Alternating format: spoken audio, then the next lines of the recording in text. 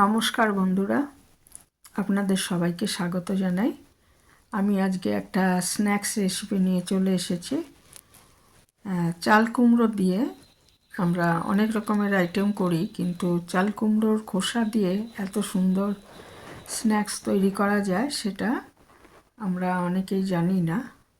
তো এর জন্য আমি প্রথমে একটা চাল কুমড়ো, এই খোসাটা একটু দুদিকটা আগে বোটা আর ওই মাথার দিকটা একটু কেটে রাখছি। আর তারপর খোসাটা একটু মোটা করে ছুলে নিতে হবে। মানে এমনি যখন আমরা ঘন্ট করি পাতলা করে খোসাটা ছুলি, এটা একটু মোটা করে খোসাটা ছুলে নিতে হবে আর কি। মানে ভেতরের যে সাদা অংশটা সেটা যাতে, আর চাল কুমড়োটা অনেক লম্বা বলে আমি একটু কেটে নিলাম, মানে মাঝখান থেকে একটু কেটে নিলাম। না হলে ছোট যদি হয়, ছোট সাইজের পাওয়া যায়, তাহলে পুরোটাই ওইভাবে দু সাইডটা একটু কেটে পুরোটাই খোসাটা ছাড়িয়ে নিতে পারবেন। এটা চাল কুমড়োটা খুব কচি কিন্তু বেশ বড় ছিল, সেই জন্য আমি এটা টুকরো করে নিলাম। তারপর এই খোসাগুলো আমি ছাড়িয়ে নিচ্ছি একটু মোটা করে, মানে এমনি ঘন্ট করি তখন তো একদম পাতলা করে ছাড়াই, এটা একটু ভেতরের শ্বাসের অংশটা সহ একটু মোটা করে ছাড়াতে হবে আর কি। যেহেতু এই খোসাটা দিয়েই আমি স্ন্যাক্সটা বানাবো, সেহেতু ভেতরটা এটা একটু মোটা করে ছাড়িয়ে নিতে হবে। এরকমভাবে আমি কেটে নিচ্ছি। তো এগুলো একটু সরু সরু করে কেটে নিলে আরও ভালো লাগবে দেখতে। তা আমি পরে কেটে নেব কিছু সরু করে। আগে এইভাবে আমি খোসাটা একটু ভেতরের সাদা শ্বাস অংশটা সহ কেটে নিচ্ছি। এইভাবে আমি খোসাগুলো পুরোটাই কেটে নিচ্ছি। ভীষণ ভালো হয় খেতে, একবার করে দেখতে পারেন। তো এই খোসাগুলো এরকমভাবে কেটে নিয়ে, আর ওই ভেতরের যে সাদা অংশটা সেটা আমি চাল কুমড়োর ঘন্ট করব। আর আজকে আমার সেটা আমি সেই রেসিপিটা দেখাইনি ঘন্টের। চাল কুমড়ো ঘন্ট আমি এর আগে দেখিয়েছি ইলিশ মাছের মাথা দিয়ে। এটা আমি আজকে চিংড়ি মাছ দিয়ে করবো, কিন্তু সেটা দেখাচ্ছি না। আমি আসলে এই খোসাটা দিয়ে স্ন্যাক্স তৈরি দেখাবো। তো খোসাটা ওই জন্যই একটু মোটা করে কেটে নিয়ে তারপরে খোসাগুলো কিন্তু খুব ভালো মতো 3-4 বার করে ধুয়ে নেব। চাল কুমড়োটা আগেও খুব ভালো করে ধুয়ে তারপরেও খোসাটা কাটা যায়, আবার পরেও ধুয়ে নিতে পারেন। এ দুটো আমি আলাদা করে রেখে দিলাম, আর খোসাগুলো সব নিয়ে নিলাম। ভালো করে ধুয়ে নেওয়ার পরে এই খোসাগুলো একটু নুন মাখিয়ে 1 ঘন্টা রেখে দিতে হবে। কারণ চাল কুমড়ো খোসা দেখবেন অনেক মচমচে ধরনের হয়, তো সেটা যাতে একটু নরম হয়ে যায় সেই জন্য আমি হাফ চামচ মতো নুন মাখিয়ে এটা 1 ঘন্টা রেখে দিচ্ছি। তাহলে কি হবে, এটা নরম হয়ে যাবে আর কি। সেটা আমার পরে কাজে লাগবে, কারণ ওরকম যদি মচমচে ভাবটা থাকে তাহলে আমার রেসিপিটা করতে অসুবিধা হবে। ওই জন্য নুন মাখিয়ে 1 ঘন্টা রেখে দিচ্ছি। আর ওইদিকে আমার বাকি জিনিসগুলো করে নেবো ততক্ষণ।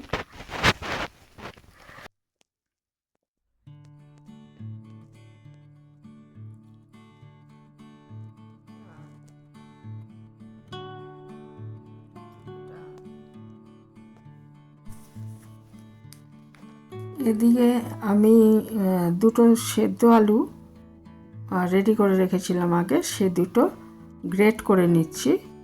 এগুলো ভালো করে গ্রেট করে নিতে হবে যাতে কোনো লাম্প না থাকে।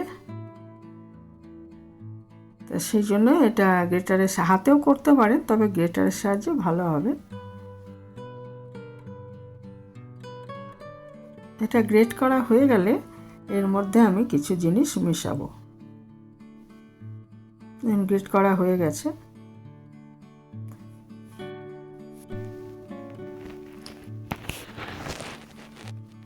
এর মধ্যে আমি দিয়ে দেব পরিমাণ মতো নুন,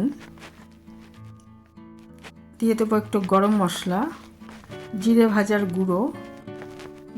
গুঁড়ো দিয়েছি, আর গরম মশলা দিয়েছি, আর লাল লঙ্কার গুঁড়ো দিয়েছি, আর পরিমাণ মতো নুন দিয়েছি, একটু হলুদ রঙের জন্য, আগের অংশটায় আমি মানে এইখানটায় আমি হলুদ দেব না, এখানটা হলুদের দরকার নেই। ওই লাল লঙ্কার গুঁড়ো একটু দিয়ে দিলাম স্বাদের জন্য, দিয়ে এটা ভালো মতো আমি মেখে, এটা হচ্ছে পুর হলো আর কি, পুর তৈরি করে রেখে দিলাম।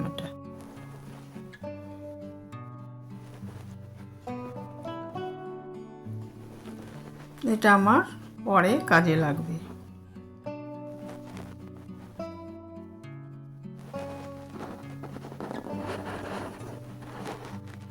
ভালো করে মেখে নিলাম, মেখে রেখে দিলাম।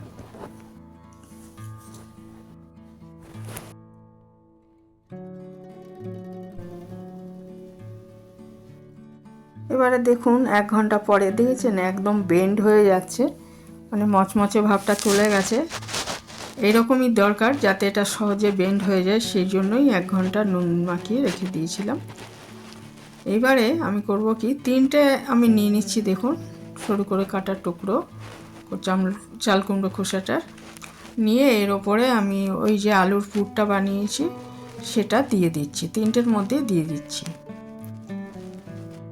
দেওয়ার পর এই 3টে একে অপরের ওপর এটা এমনভাবে সাজাবো যে পুরো একদম একটার ওপর একটা দেব না, একটু করে মাথার দিকে খালি থাকবে আর কি, সেইভাবে একটু সাজিয়ে নিতে হবে। নিয়ে এটাকে একটু রোল করে নিতে হবে। তাহলে দেখুন কিভাবে করছি, আগে পুরগুলো দিয়ে নিই। ভাজা জিরের গুঁড়োটা দিয়েছি যাতে টেস্ট হয়, খুব সুন্দর একটা গন্ধ হবে, খেতেও ভালো লাগবে। জিরে ভাজা গুঁড়ো না থাকলে চাট মশলা থাকলে সেটাও দিতে পারেন।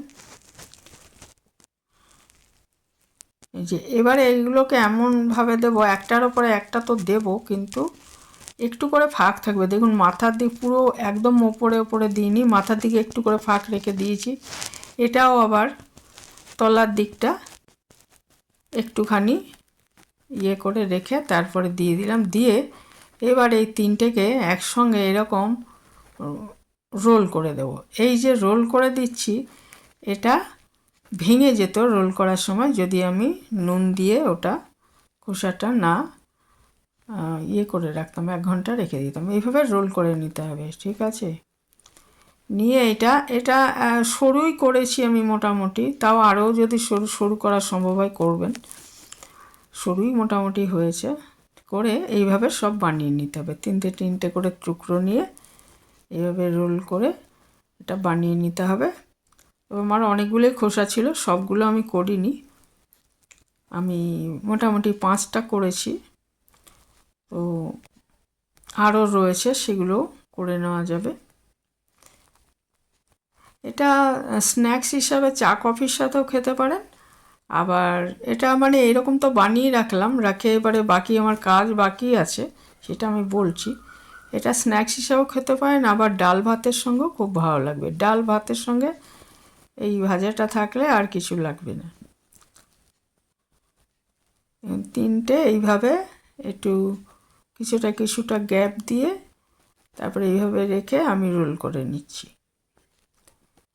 নিয়ে এইভাবে আমি সব বানিয়ে নিচ্ছি, আমি যতগুলো বানাতে চাই সেটা এইভাবে বানিয়ে নিতে হবে। নিয়ে আমার একটা ব্যাটার তৈরি করতে হবে, সেটা আমি দেখাচ্ছি।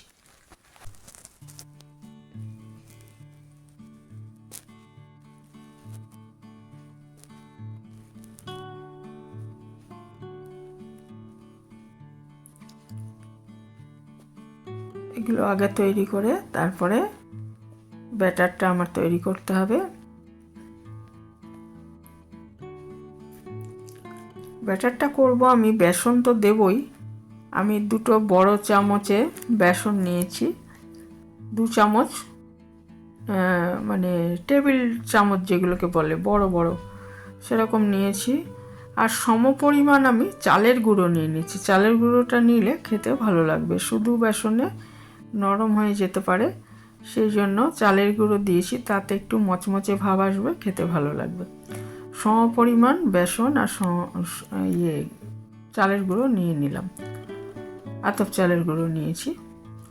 তারপর এর মধ্যে একটুখানি গরম মশলা, একটু ভাজা জিরে গুঁড়ো, একটু হলুদ, একটু লঙ্কা গুঁড়ো, এগুলো আমি দিয়ে পরিমাণ মতো নুন, এগুলো দিয়ে ব্যাটারটাকে অল্প অল্প করে জল দিয়ে গুলে নেব। একটু এখানটা একটু হলুদ দিলাম একটু রঙের জন্য আর কি, ভেতরটায় দিইনি পুরটায়।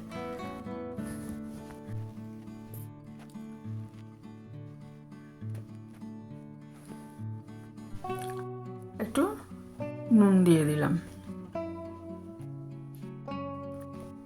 দিয়ে এই উপকরণগুলো সব একসাথে আগে মিশিয়ে নেব, তারপর অল্প অল্প জল দিয়ে একটা ব্যাটার তৈরি করে নেব। একটু লঙ্কা গুঁড়োও দিয়েছি স্বাদের জন্য, আর এর মধ্যে জিরে ভাজা গুঁড়োটা দিয়েছি যাতে এটার টেস্টটা ভালো হয় এবং একটা সুন্দর জিরে ভাজার একটা সুন্দর গন্ধ আসে, সেই জন্য এটা ভালো করে মিশিয়ে দিলাম। দিয়ে এবার এটা অল্প অল্প জল দিয়ে ব্যাটারটা তৈরি করে নিচ্ছি। একবারে দেবেন না জল, তাহলে বেশি হয়ে যাবে। অল্প অল্প করে দিয়ে আমি এটা তৈরি করে নিচ্ছি। বেশি পাতলাও করা যাবে না, আবার খুব ঘনও না, মোটামুটি মিডিয়াম ঘনত্বের ব্যাটারটা করেছি।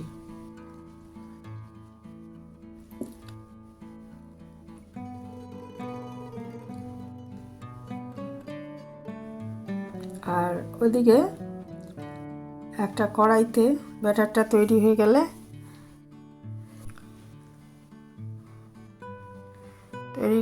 একটা কড়াইতে আমি সর্ষের তেলে এগুলোকে ভেজে নিয়েছি। আপনারা ইচ্ছে করলে সাদা তেলেও ভাজতে পারেন। ব্যাটারটা তৈরি হয়ে গেছে। এবার একটা কড়াই বসিয়ে কড়াইটা গরম হলে এর মধ্যে আমি পরিমাণ মতো সর্ষের তেল দিয়ে দিচ্ছি।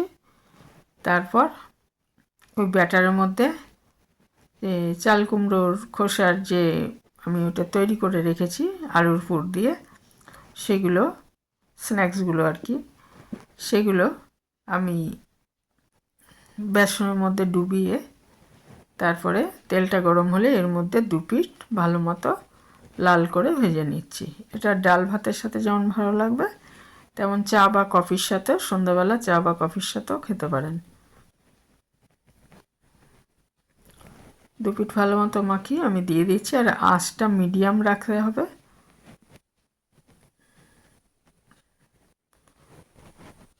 বেশি আঁচে পুড়ে যেতে পারে, ওই জন্য মিডিয়াম আঁচে, আর ভালো মতো খোসাটা ভাজা হবে না, সেই জন্য মিডিয়াম আঁচে আস্তে আস্তে, লো টু মিডিয়াম আঁচে আস্তে আস্তে ভেজে নিতে হবে উল্টো পাল্টে, তাহলে এটা রেডি হয়ে যাবে।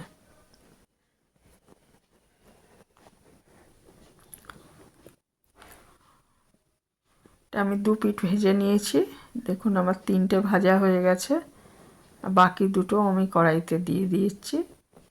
তো এইখানেই শেষ করছি। এই ছিল আমার আজকে